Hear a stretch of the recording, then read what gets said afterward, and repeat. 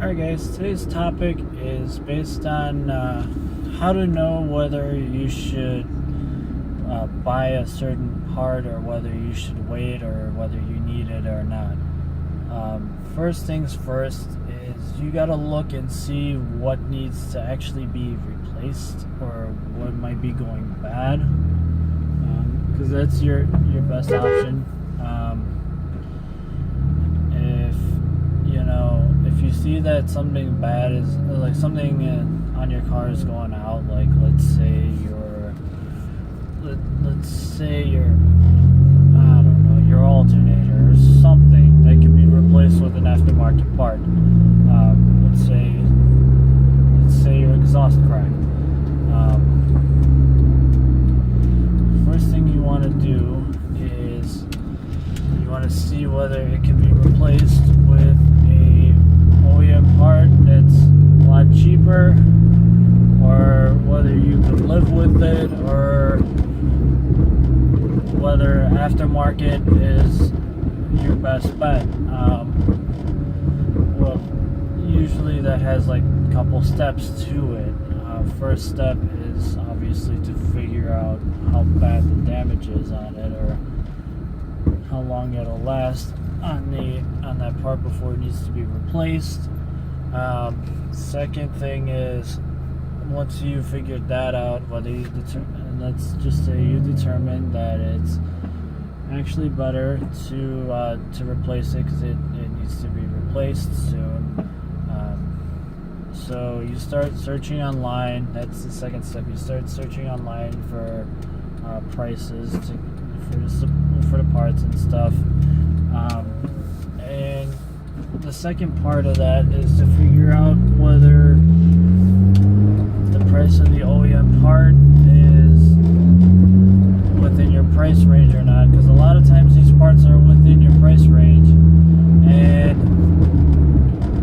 you may want to also look at your other options, which is to go aftermarket. And a lot of times going aftermarket has its pros and cons, whether it'll last as long and perform better, or it won't perform as great but it'll last as long, or it won't last as long but perform a lot better, or vice versa, something in regards to those specs. You're gonna have to weigh out those pros and cons, and you're gonna have to see if the price is right for it, because if the price is right for it, then you're probably your best bet would be to go aftermarket. But if you do decide to go aftermarket, the thing you do have to look at is what the installation is going to be like, because if you have to do some fabrication on it, it's probably not going to be worth it to do it. If you do decide to go aftermarket, you should probably go look and see what other people did the aftermarket swap, and what it's like for them to run it. If you do that and you find that there's not really any complications, then you should probably do it. I know one thing I did do a swap on was my sway bar went bad on my car. It was I think it was a 13 mil rear anti-roll sway bar. It was something really crappy. So I researched it, saw what the best option was for it, and I looked online and I saw that the Acura TL sway bar from an 09 TL is compatible with it, and the best option for it is a 22 millimeter sway bar from Progress. It's fully adjustable to between 19 millimeters and 22 millimeters, and right now I have it set at I have it set at 19 right now, and it performs a lot better than it used to. It's a lot crisper, it's a lot smoother, and I could take corners a lot better. The car is a lot more planted. Yeah, there is a lot more oversteer for it. That is actually a pro for me, and I don't mind it. But the one thing you do want to look at when it comes to that kind of stuff is whether it's worth it or not. And in that case, for me, it kind of was worth it, because a sway bar at the time, for me to swap it out, because I was not a handyman at all. It was like $600 or something like that. I got a quote for like $600 or something like that at the dealership. That's just with the replacement and everything.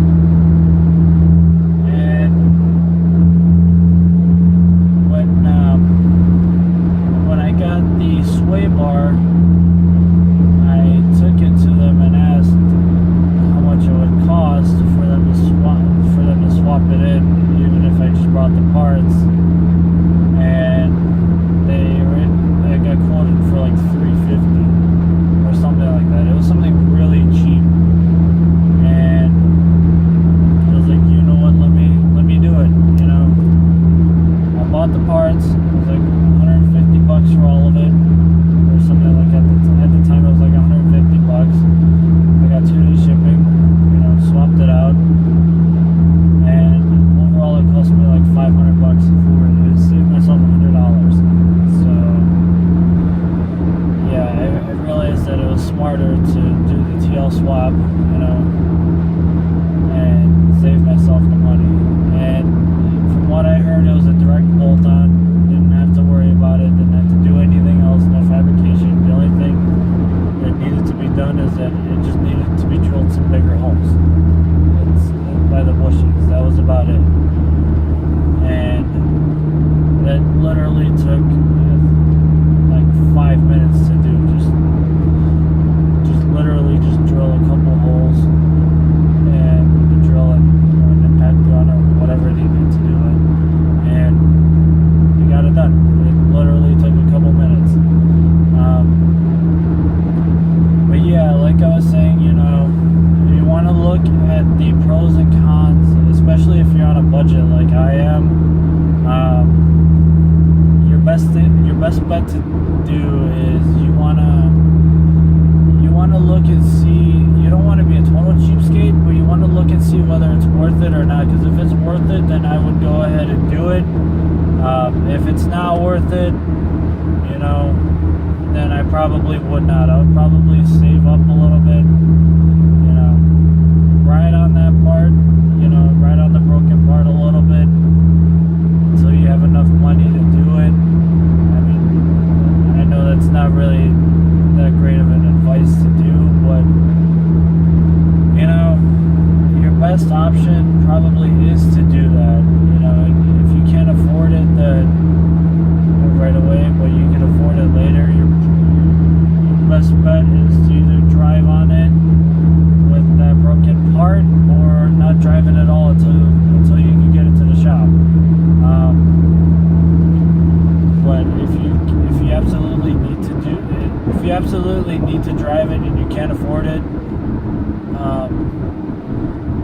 I would just go ahead and drive it. Hopefully nothing else breaks, but that's the point of having a reliable car and being able to take care of it properly. Because if you could take care of it properly, you would be able to drive it in case of an emergency, no matter what the situation is on it, and it'll still run fairly decently. If you absolutely have to. I don't recommend it, but if you need to, it would do it. Most cars would do it. Another thing I was saying is, if it's worth it, go ahead and do it. If it's not worth the money, you're better off probably just saving up your money and fixing it normally, or just getting the original part for it. It's probably best that way, because for instance, I had my clutch replaced, and you know, I found it better to just go OEM rather than actually no, sorry, I didn't go OEM. I went aftermarket. I put a stage 2 clutch in it from Exetti, and lightweight flywheel. It's a whole kit. I think it is a dual plate clutch or dual mesh. I don't know which one of the two it is. It's not a single. It's actually a dual.